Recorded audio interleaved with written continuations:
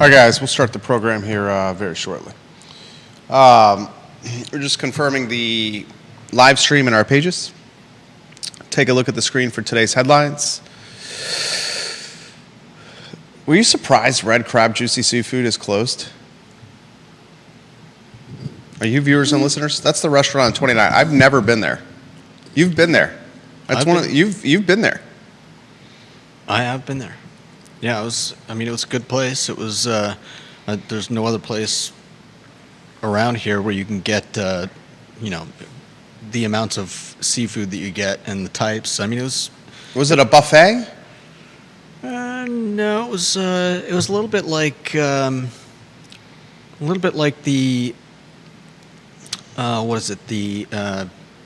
the new place that took over Chili's. What is a Korean barbecue place? You've been there. I haven't been there. Yeah, it's the type of place where you get a menu that has like a large selection of stuff, and you kind of pick 3 or 4 items to either eat yourself or share with others. And so they had things like crab legs, shrimp, lobster tails, mussels, like a rather large assortment of pretty much anything seafood you can imagine, and you'd order a selection of them and kind of pick and choose, share with your friends or family. All right. Will you? I'm excited to talk about it with you. Will you confirm I Love CVille group? It's not live on the group. I want to get that up and running, and then we'll get the program started here. It's the Friday edition of the I Love CVille show. It's a busy week for us. LinkedIn is looking good. Thank you very much, Judah Wickower. Twitter is up and running. Thank you, Judah Wickower. I Love CVille Food is up and running. Thank you, Judah Wickower. We are live on I Love CVille Facebook. Thank you, Judah Wickower. Live on YouTube. Thank you, Judah Wickower. We just need to get the group up and running, and we will get rocking and rolling on the Friday edition of today's program. Looking forward to connecting with you guys. I want to talk on today's program some of the highlights of the week. It's been a busy week for us. We'll talk what's in store for us next week, ladies and gentlemen. We have 2 interviews already scheduled, including one on Wednesday with the Virginia School Board Member Alliance. And on Tuesday, Bo Carrington, the principal of 7 Development, will be on the show. Mr. Carrington, a Covenant product, played lacrosse at Duke, and now is doing some fantastic work as a developer and as a partner of Blue Sky Property Management. Jerry Miller, Judah Wickower, on a Friday in our building in downtown Charlottesville, Virginia. Give the show a like and a share. We'll get started in a matter of moments. John Blair, thank you very much for watching the show. We appreciate you, JB. Judah, things are looking good. Once we get the group up, Tim Carson, my friend, you did a heck of a job on the show, and I am seeing the group up. Excellent work, Judah. Jesse Rutherford, hello. Thank you for watching the program. Donnell Hopkins, hello. Lisa Costello, hello, and welcome to the show. Carol Thorpe, hello. Thank you kindly for joining us. Neil Williamson, welcome to the show. Judah, let's rock and roll, my friend. Quiet on the set. Quiet on the sets.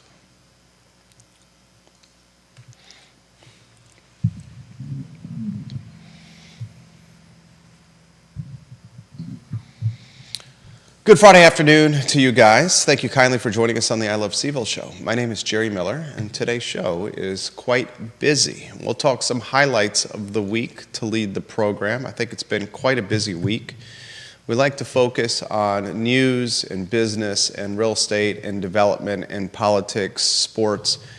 Basically, the 2024 version of your newspaper of yesteryear is the concept of the program. We try to put the various content sections together in a digestible podcast that airs Monday through Friday, 12:30 to 1:30, 12:30 to 1:15, wherever you get your social media or your podcasting content. A couple of programming items that I'd like to highlight.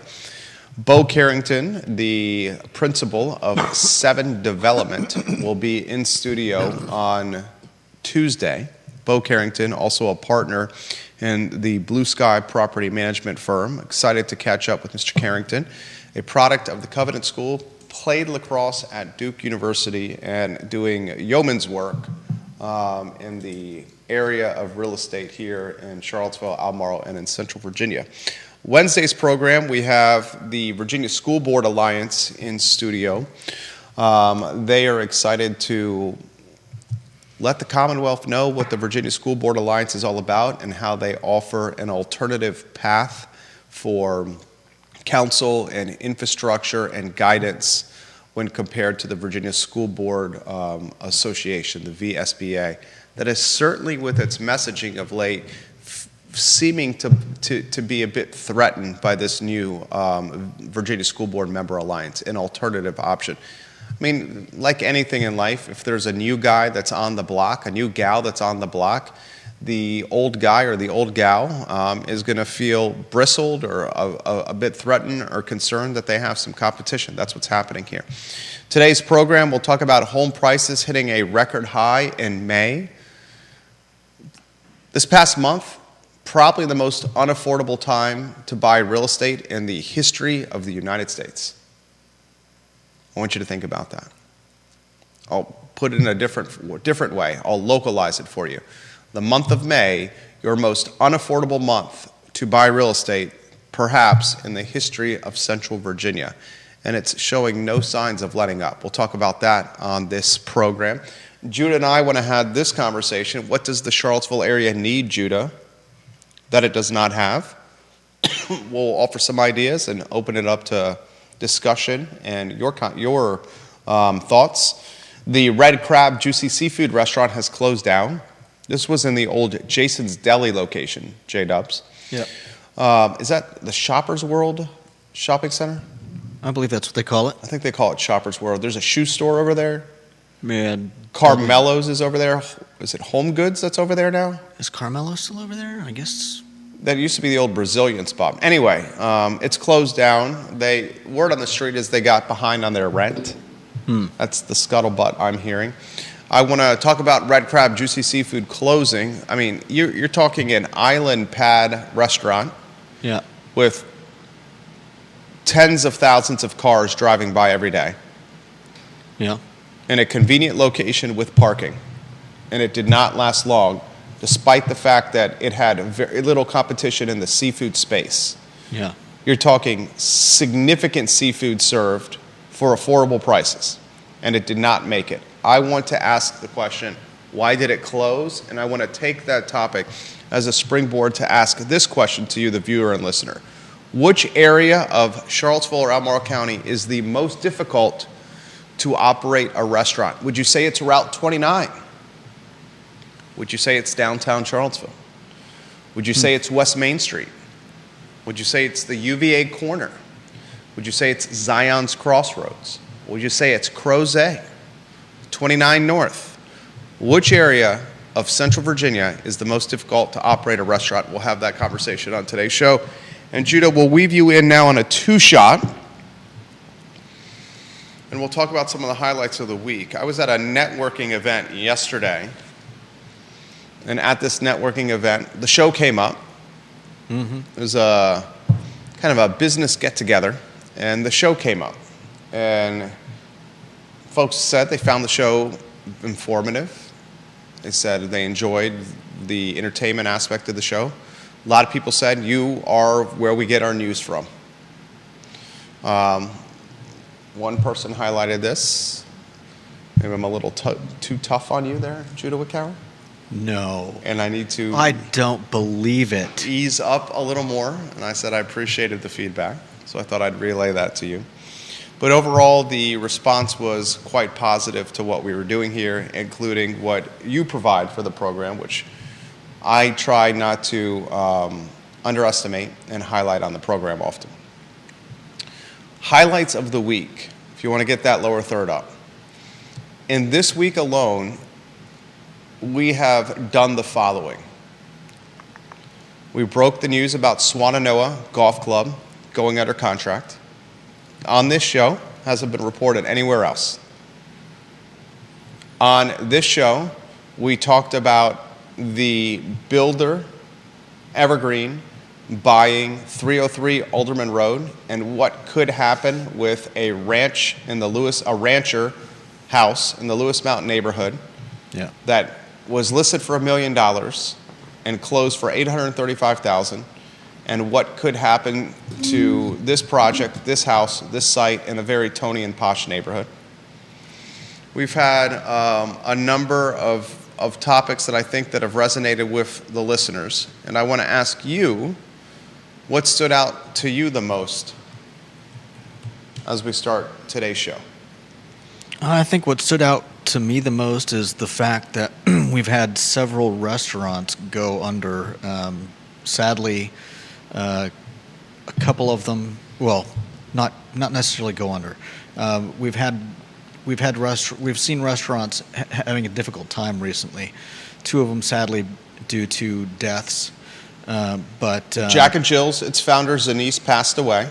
Yeah. Mel Walker, its founder, passed away of Mel's Cafe. Lumpkins is closed. Red Crab, Juicy Crab is closed on Route 29. Yeah. Number of restaurants for sale. Some we're representing. New restaurants coming to market. Tangerine's Kitchen coming in the Croby's space. Yeah. We were part of that deal. Excited for the future of Avon Extended, as a Thai restaurant is coming next to the Food Lion in the old Croby's location. Yeah. Yeah. So I mean, just a lot of change, turnover in the restaurant scene. There's an interesting article that's touching on Mel's and what that means for black-owned. This was in the Seville Weekly. Restaurants in the area. We've worked with Sean Jenkins. He's a great guy, owner of Soul Food Joint. He's now moved his restaurant from Market Street, where his landlord was friend of the program Charlie Kabash, to Rio Road, Sean Jenkins. Erin King, hello. She knows Sean quite well.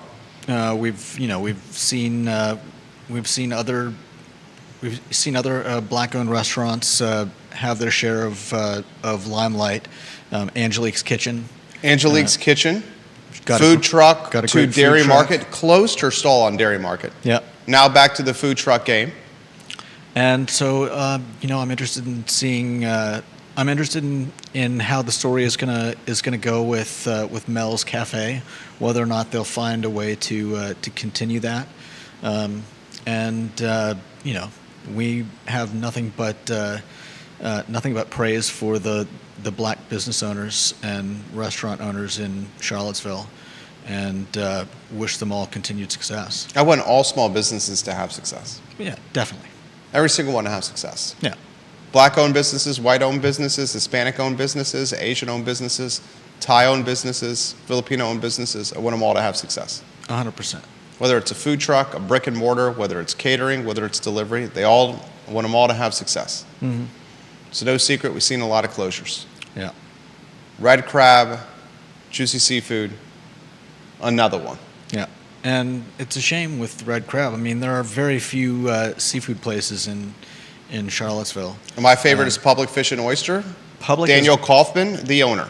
Public is great. Watches the program often. Unfortunately, every time I usually will go get lunch with my parents after church, and every time I think, oh, let's go get seafood at Public, I'm reminded that they don't open till 4.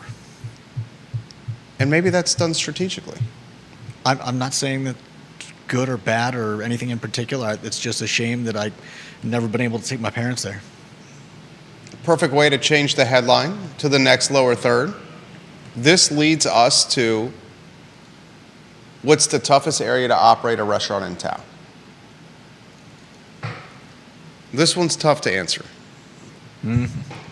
During COVID, many would make an argument that it might have been downtown Charlottesville,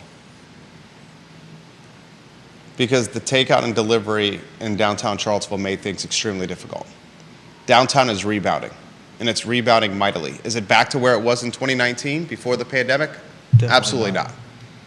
It's not back to where it was. But I'm going to ask you right now, the most difficult spot, in your opinion, to run a restaurant in the Central Virginia or Charlottesville area? How about the Shadwell's space?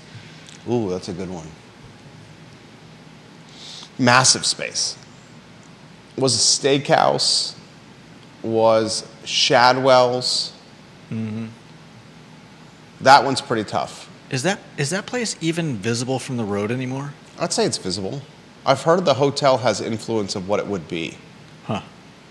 And what kind of theme or what kind of motif it could be, that hotel that's next to Shadwell's. Mm. Why is the answer not the Route 29 corridor? The Route 29 core. I mean, you've got places like Outback Crack House and Outback Crack House. that's my. It's a joke with the bloomin' onion. The bloomin' onion's pretty damn good. Oh, speaking of Outback Steakhouse, I don't know if anybody's been there recently. We went there for Father's Day because my dad really wanted the steak. Nice. And they have a plum tree that was in full bloom when I went there. Got 20 small-sized plums. Delicious. You took the plums from Outback's plum tree? Well, what do you think they're doing with them? Or are they offering them to their customers? There's just a tree. Go to the Market Street game. Oh, come on. Mayor Lloyd Snook walking by. Oh, Councilor Lloyd Snook. Did you catch him? Oh, yep.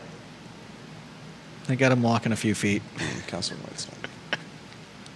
How about the UVA corner is the most difficult spot to operate a restaurant? What do you think? How about West Main? I mean, there's no way the most difficult spot to operate a restaurant. There's no way UVA corner because that's got all of UVA. Maybe in the summer, but what was the next one? I mean, the UVA corner, you lose your base in December, you lose your base in June, in July, and half of August. I mean, You're talking 3 months and change a year. You've seen a lot of turnover there. But that's got to be a part of your Yeah, your business model. yeah. Yeah, not having the traffic. 100% agree with you there. And there are places that have thrived there. Then why did Red Crab close? This is what you said before the show. There's not a lot of competition in seafood. They're doing it priced affordably.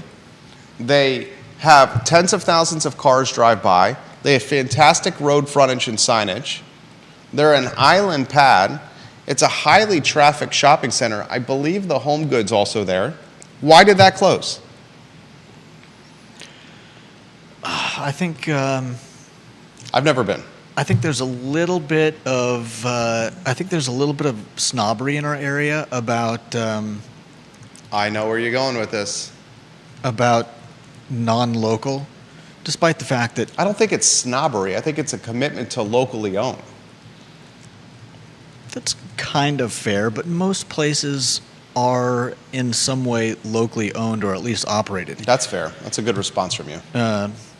Red Lobster. My dad loved Red Lobster. Red He still Lobster. wants to go to Red Lobster, and I have to continually For remind the him. seafood lover in you? Red Lobster is closed, Dad. The cheesy biscuits for Papa Wickhauer? Yeah. The Admiral's Feast. Take them to public. I can't. They're not open till 4. Go at 4 o'clock. Because church ends at noon. We're not hanging out for 4 hours just to go to public. Philip Dow, welcome to the broadcast. Vanessa Parkhill, the Queen of Earlysville, her photo on screen says the Shadowell space would make a great brewery sports bar space, right? Absolutely. Brewery sports bar, absolutely. I'm curious if we're at the point though of saturation with the beer scene though. I've highlighted that. Yeah. Although I will say Selvage on Ivy Road is continuously packed. Continuously packed. And I will also add that in that Pantops side of town, the Pantops Keswick side of town, that there is a significant lack or dearth of options. On Pantops? Hell yeah. You go past Pantops Mountain, up Pantops towards Keswick, you got nothing. Oh yeah. Once you get to the top Even of the on hill, Pantops, what do you got? I mean, you got Tip Top, which is great. You've Okay, got, that's a diner. Yeah, that one's fantastic. You've got Guadalajara, Guadalajara's amazing. They're You got good. Lazy Parrot, Lazy Parrot, Mi Casita. Mi Casita. That place is great. You've got Applebee's. There's an Applebee's. It's an Applebee's up there. Oh, up at the top, yeah. Yeah. Okay. I won't be going there. I haven't been to that place in like over a decade. You've got all the food trucks down at the bottom of the hill. I wouldn't say that's Pantops. You wouldn't say that's Pantops? Okay. I call that the bottom of Pantops. The base of Pantops by Freebridge, the Cosner Brothers lot. I mean, you could toss a stone from That's there. the city there. to That's not the Mi county Mi anymore. Casita. Okay. I'm not sure how that matters, but let's The see. pizza place in the Giant Shopping Center closed. Was a Christian's Pizza, was a Lilo's, then it was a DIY pizza. They can't get traction there. Yeah. There's also There's an Asian buffet that has some sushi food at the base of Pantops, kind of at the Lazy Parrot shopping center. Yeah. Oh, you're talking about East Garden? Yeah, Yeah, that's not bad. that place is good. Buffet. Yeah, yeah. It's not, it's not It is what it is. 5-star, but No, it's what it is. But it's a buffet. Yeah. It's what it is. Our point is this. In the last week, you've seen Lumpkins close. Looks like Mel's is closing. Yeah. Jack and Jill's, I think, has the best chance of staying open because of his daughter. Yeah. No doubt. Ratted Crab, Juicy Seafood close. The last month alone, Knight Brothers is for sale. We've seen Uma's for sale. Yeah. I actually have a running list here. I'm going to cue it up. Shrimp Shack is for sale. Yeah. Isn't it Scrimp Shack? Scrimp Shack, yeah, Scrimp Shack, sorry. Knight Brothers. Himalayan Fusion. Kuma on Elliewood. Athens Grill. And a couple of others that I can't say right now because of NDAs. Where's Athens Grill? That's what, on the corner? Is it? Okay. Philip Dell says a good after-church restaurant I find is Sam's Restaurant by Woodbrook. You should take your dad there, Judah. Sam's Restaurant by Woodbrook. By the Coors Brothers? You can find it later. Which Coors Brothers? By Woodbrook, the Woodbrook Shopping Center. Okay. That's kind of on Route 29, All right. across from Chick-fil-A and the Lowe's. I got you. Yeah. Sam's. Huh. I'll take a look. Diner, Greasy Spoon. Okay. Good spot, locally owned. What do you say is the most difficult spot as we're staying focused in this conversation? I still like my first take. Yeah, but you got to say, I'm talking a geographical territory. Geographical territory. I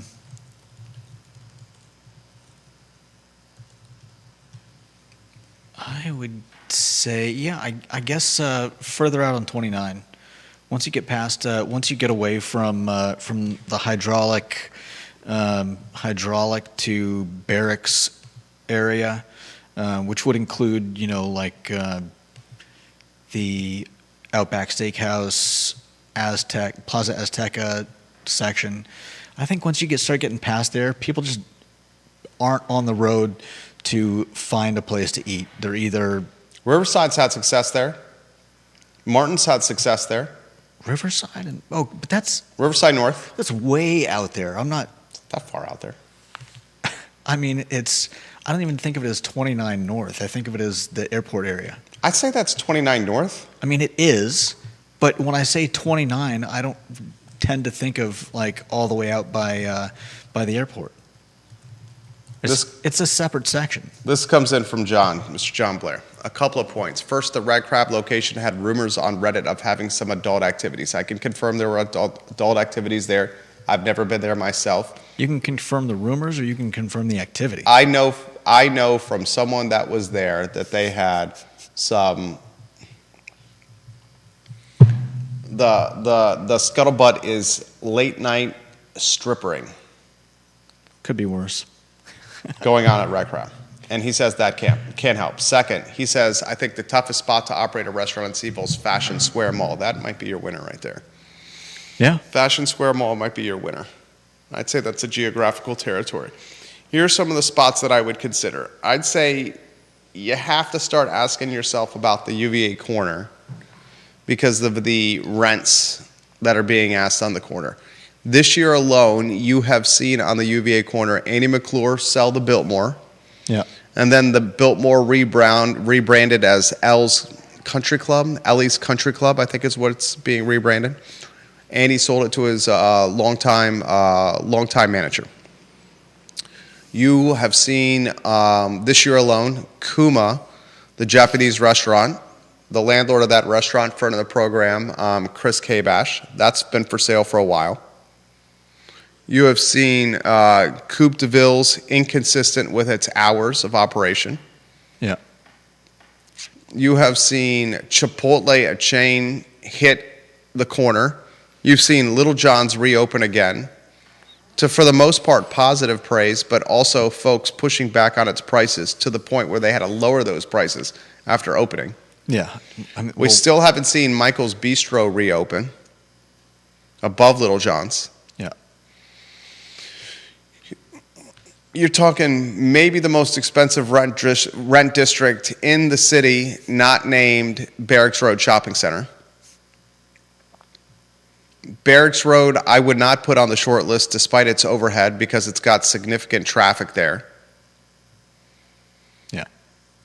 West Main Street, you've had pretty much consistent success on West Main Street. Mm. Curious to see what happens with Black Cow Chop House. Everything I can tell, that steakhouse owned by Daniel Kaufman's doing extremely well. Nice. His public is doing extremely well. Continental Divide's done extremely well. Mm-hmm. I've been to Tavern and Grocery's been around for a while. Barco, The Mexican restaurant? Moriscos. What is that place called? I've been there a couple times recently. Went there. In fact, I went there with my dad when my mom was out of town. We were looking for some seafood, and they have an amazing seafood soup, and they seem to do pretty good. They seem to be doing pretty good business on Sundays. Is that when you're primarily going out? I mean, my parents are always always want a place to go have lunch after church. So, yeah, I don't. I don't spend a whole lot of money going out. Philip says 29 because of the traffic, he would say is the most difficult. I mean, it's got to be on there. You look at massive turnover on 29 with those eateries. Yeah. We'll follow it closely. I've said on the program that more will be closing or selling in the very near future, and we'll follow it very closely here on the I Love CVille show. You wanted to cover this topic. We both wanted to cover this topic, and I think you had a great suggestion as you put the area that it does not have that it needs to have lower third on screen. Mm. Where do you want to begin with that? Do you want to say the walkability? I mean, that's the big thing for me about what Charlottesville's missing. You're a single guy with a dog. I understand why walkability is important. I mean, even if I wasn't a single guy with a dog, one of the things that I've enjoyed about a lot of the places that I've lived is walkability. And Charlottesville is just sadly lacking. I mean, there are some great areas in Charlottesville, but they're all separated from each other. Even, you could say that West Main is walkable, but West Main, I would say, is walkable. I'd say West Main, downtown, UVA corner, that whole stretch is walkable. Yeah, technically speaking. Why do you say technically speaking? Because, yeah, it's a sidewalk. It's walkable, but while I see some people, coming down West Main and, crossing that, crossing Ridge, McIntyre to get to the downtown mall, is that a major thoroughfare of walking? I just don't see it. I feel like I was talking to someone recently, and I thought, they could do so much to make this area, really come alive. And one of those things would be having a free trolley. They have a free trolley. There is a free trolley. And great parking, right in the middle of all this. They have that. The parking can improve, but there is a trolley that navigates West Main Street that is free, that you can ride.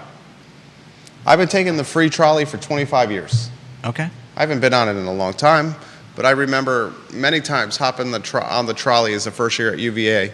Me and my buddy Dave, Tall Tom, Shannon, hopping on the trolley, going to the Chevron across the street from the tennis courts, the Snyder tennis courts, going in there, buying cases of Natural Light, hopping back on the trolley, going back to our dorms. The trolley still exists. Yeah, but how many people, how well advertised is it? When you come to Charlottesville, how well... There's a trolley that goes down the road that has it. Yeah, but how many people know that's free? Okay. How many spots are there? Like, what if they did something with the bus stops? Since we have execrable bus stops, what if we did more with the bus stops? With The cover, the canopy, cover, that's a must. We have like to have that. a map of where things are, Digital map. a map that shows where the trolley goes. Like, pick up the trolley. That's not a bad idea. And see Charlottesville. That's a great idea. And where's the trolley going to take you? The trolley has, I will give you this, the trolley has limited route or reach. You've got places, you've got these hidden gems like Belmont, which are essentially invisible. Unless you know it's there, how are you ever going to find that spot? And You're talking downtown Belmont? yeah, it's a great little spot with some great restaurants. Fantastic restaurants, some of the best. But Maybe you would say the best spot to run restaurants is downtown Belmont. yeah, but if you look at that, if you look in that direction from the downtown mall, all you see are like Houses, a neighborhood. some houses, The bridge. the pie place. There's not really anything to like say, hey, let's go check out what's over there. I just feel like there's so much that Charlottesville could do to make this town exciting. So are you doing that more for tourists than locals? Why not both? Well, I mean, I feel like locals know what's ¿Por qué in no le- downtown Belmont. What is it? ¿Por qué no los dos? Why not both? What? Locals Sorry. know downtown Belmont. Yeah, but again, it's not. While you can walk there, it's never exactly been walker friendly. All right, I'll give you that. Making the accessibility or the connectivity between the UVA corner and, say, downtown Belmont a more greater priority or more approachable. That's a great call.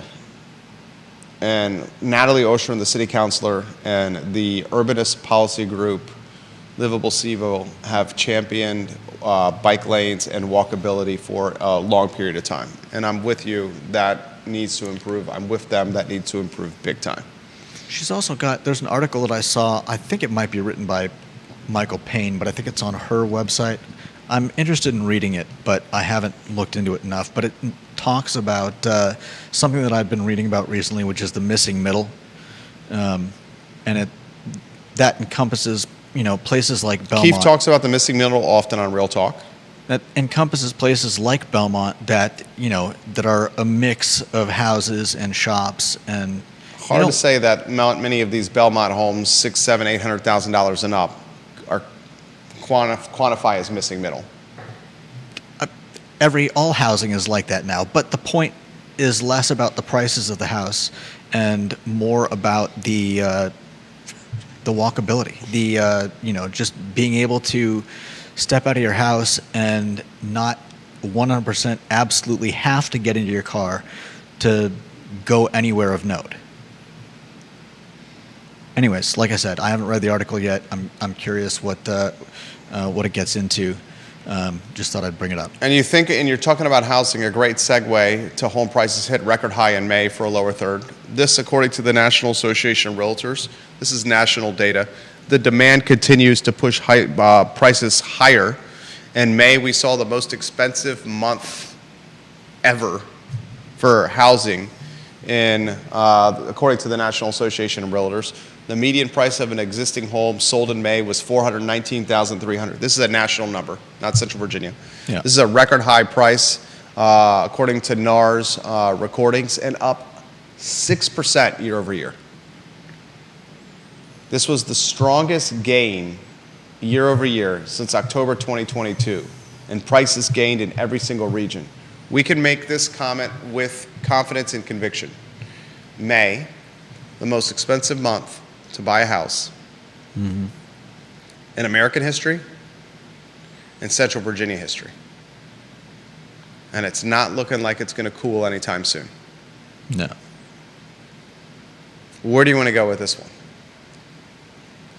I mean, this is far more in the wheelhouse of those of you who were on Real Talk this morning. I mean, I don't. I don't really know what to say about it. It's a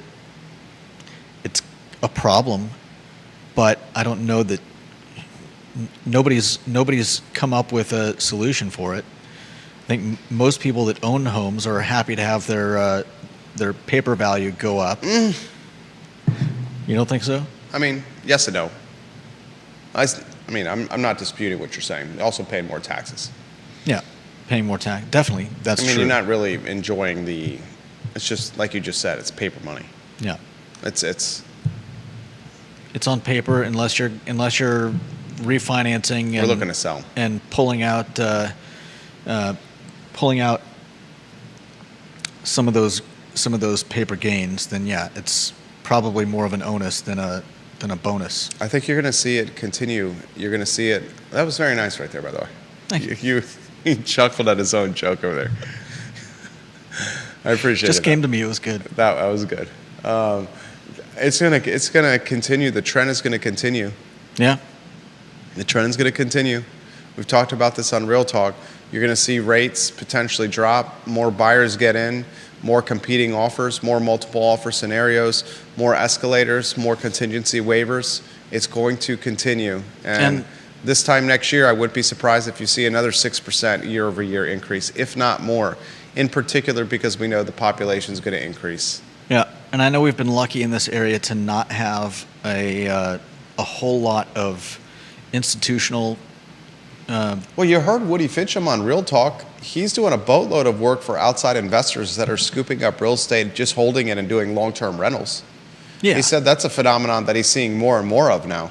Oh, I'm sure. But we have been lucky so far in that hasn't been a majority.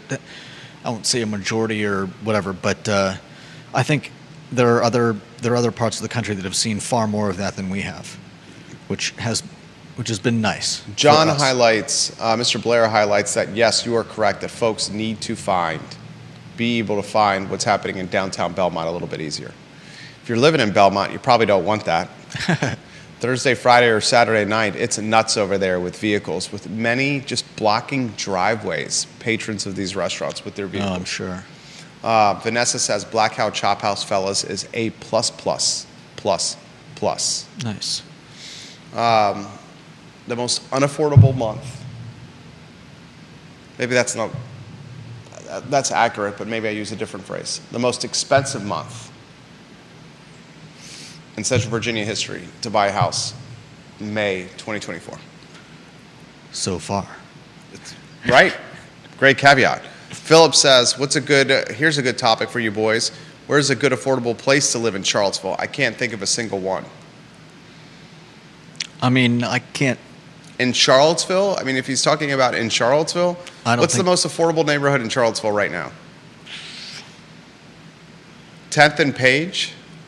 That would maybe be my guess. Parts of Fifeville? Yeah.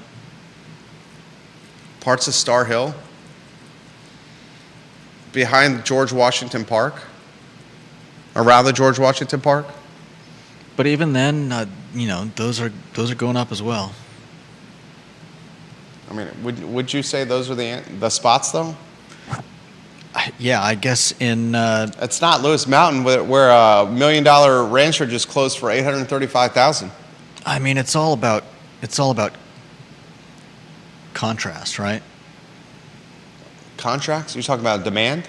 No. I mean contrast, like. Oh, contrast. Sorry. Something is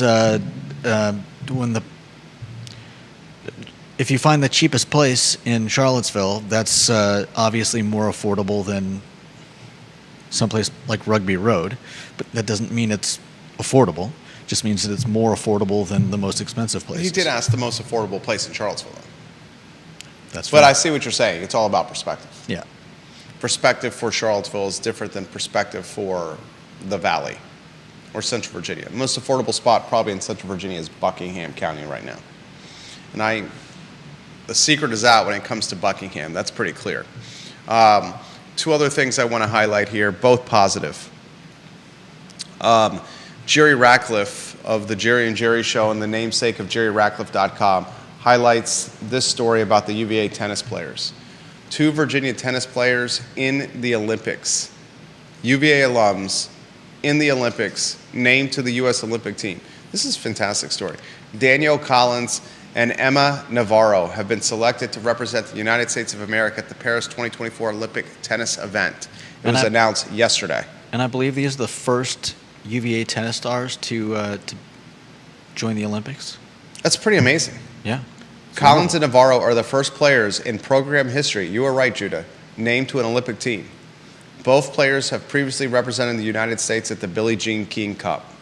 Nice. 2 UVA tennis players in the Olympics. UVA swimmers in the Olympics. Yep. I believe they have track and field athletes in the Olympics. It's awesome. Sam Hauser just won an NBA championship with the Boston Celtics. The UVA athletic news of late has been incredibly positive. Carla Williams signing Tony Bennett and Brian O'Connor to contract extensions. Yeah. The baseball team makes to Omaha. I mean, it's been very positive. The lacrosse team falls short of the national championship, but still makes it there. It's been a hell of a month and change for Virginia athletics. No doubt. All the best to world number 1, Danielle Collins, and world number 17, Emma Navarro. The women's team includes Coco Gauff, Jessica Pegula, Danielle Collins, Emmy Navarro, and Desiree Krasik from a doubles standpoint. All right, we'll close with this. I'm excited for next week. Mark your calendars. Tuesday, Bo Carrington is in the house, the developer, the principal of 7 Development. He's also a partner with the Blue Sky Property Management firm. We'll chat with Mr. Carrington on this program. I'm very excited to just pick his brain of what it's like to be in his world in a friendly interview setting. And then on Wednesday, Judah's helped line up this interview. They reached out to us. We have the Virginia School Board Member Alliance looking to tell the Commonwealth their story on why they're an organization public schools and school boards should partner with. Very interesting shows lined up already. Thank you, Kylie, for joining us on the show. You did excellent. The Friday edition of the I Love CVille show. For Judah Wickower, my name is Jerry Miller. So long.